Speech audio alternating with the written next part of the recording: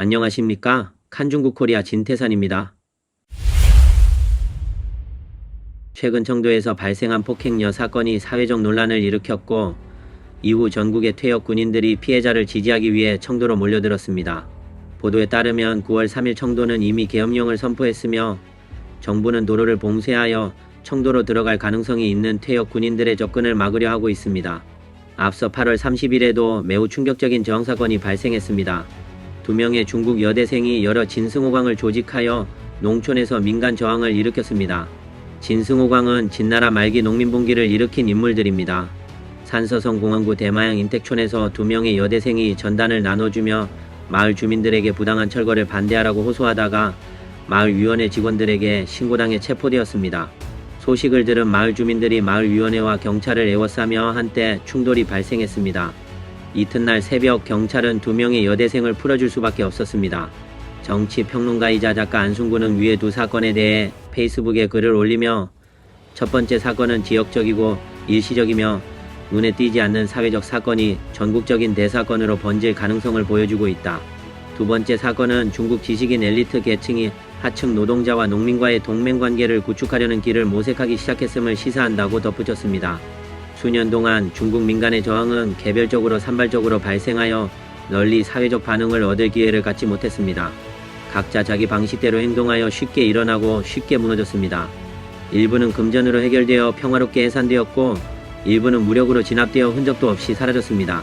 몇 년 전 광동성 오감에서 발생한 농민 저항은 한때 주목을 받았지만 안타깝게도 널리 지지를 받지 못해 결국 정부에 의해 진압되었습니다.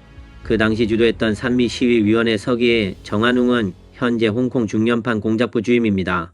안순구는 또한 중국 민간의 저항은 주로 경제적 이익을 원인으로 하며 관련된 사람 수가 많지 않고 사건의 규모가 제한적이다.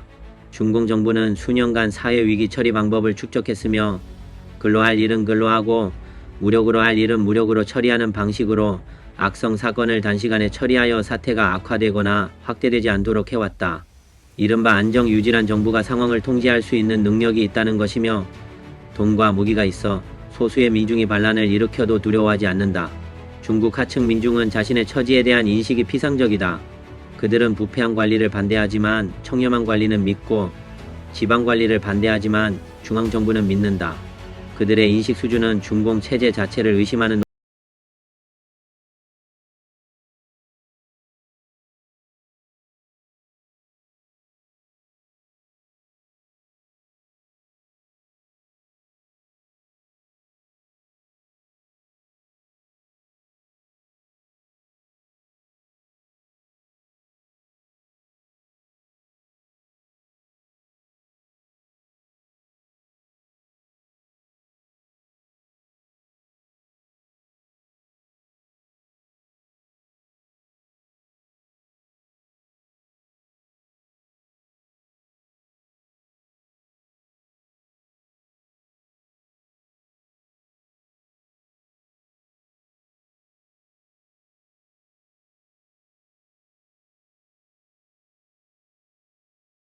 정치경제적 검은 세력을 겨냥하고 있다.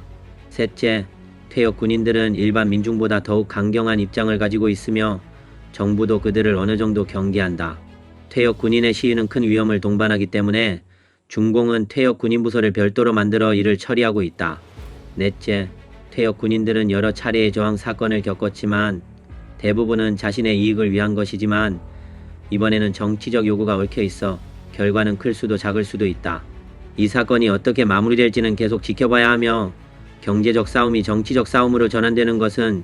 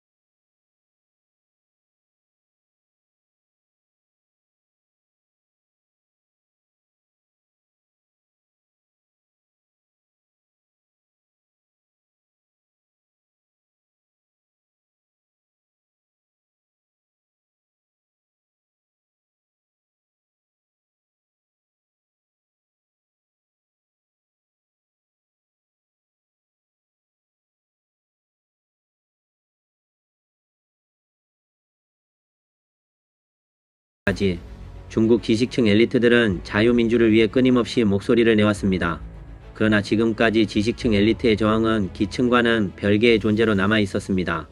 안순구는 기층 민중의 저항은 분산적이고 단기적이며 쉽게 일어나고 쉽게 사라지며 조직의 특징이 부족하다고 말합니다. 노동자와 농민 대중은 정치에 대한 깊은 인식이 부족하며 그들의 시야는 비교적 짧아서 중공 체제의 부패가 그들의 생존 기회를 빼앗는 근본 원인임을 깨닫지 못합니다. 이러한 인식 수준에서의 저항은 근본적으로 해결될 수 없습니다.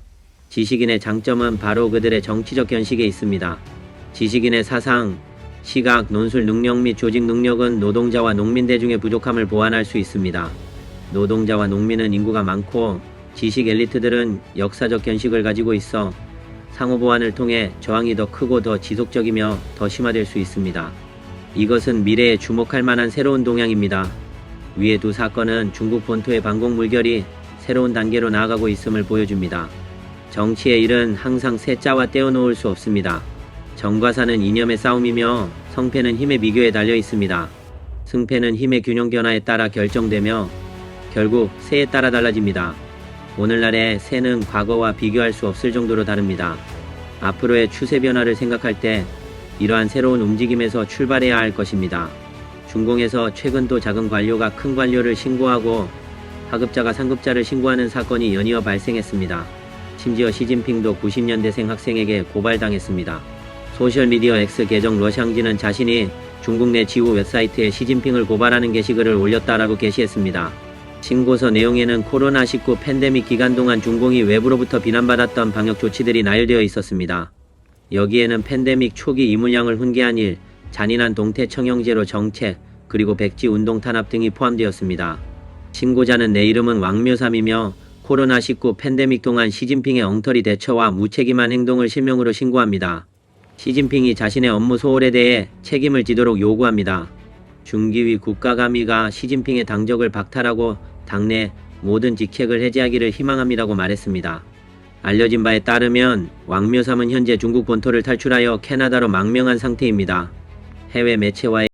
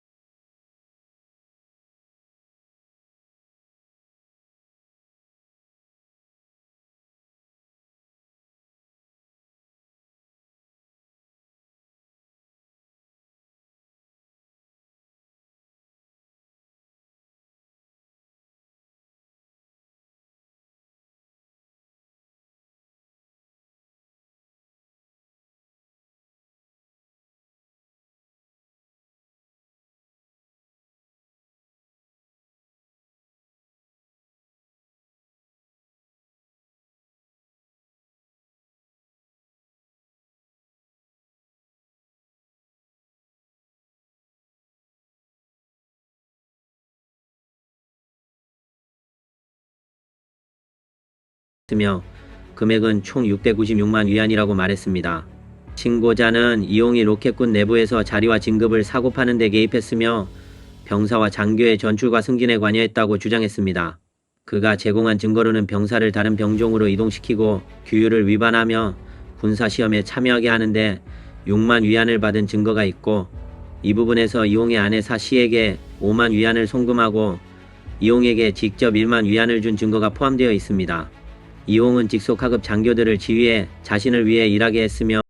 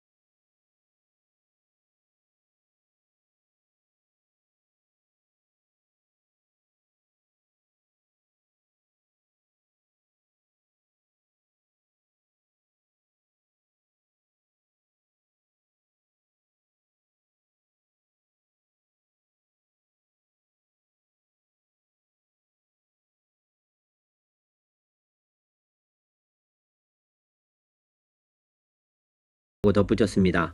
그 여성은 중기위와 상급 조직이 이 문제에 관심을 가져서 우리 백성들에게 공평하고 공정한 결과를 주기를 희망한다고 말했습니다.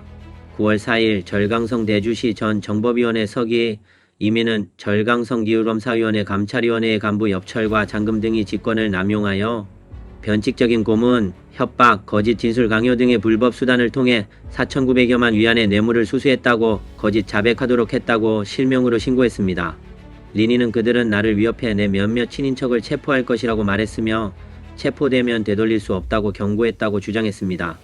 나는 내 친인척이 연루될까 두려워 정신적으로 매우 고통스러운 상태에 빠졌으며 어쩔 수 없이 뇌물을 수수한 것으로 인정할 수밖에 없었다고 덧붙였습니다.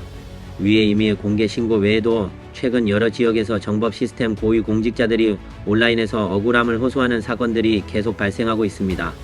여기에는 길림성, 요령성, 복건성, 중경시 등의 법원장, 판사, 검사, 경찰 등이 중공정법 시스템 내부의 불법과 부패 문제를 고발한 사례에 포함됩니다.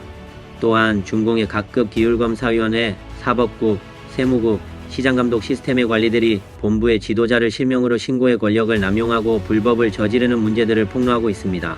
외부에서는 중공의 악행이 도덕적 붕괴를 초래하여 사람들의 마음이 변하고 올바른 믿음이 사라지고 사회가 더 이상 출로가 없으며 공산당의 독재 정권이 붕괴 직전에 처해 있다고 평가하고 있습니다.